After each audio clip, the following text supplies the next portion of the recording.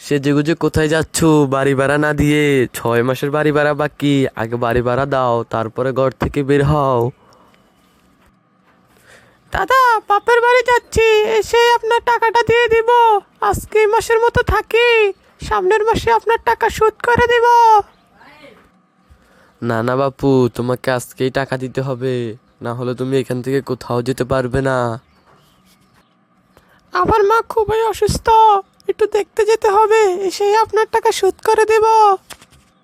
যাও যাও, আজকের মতো ছেড়ে দিলাম, মনে রেখো এসেই কিন্তু আমার টাকাটা দিতে হবে, না হলে কিন্তু তোমার খবর আছে বাপু।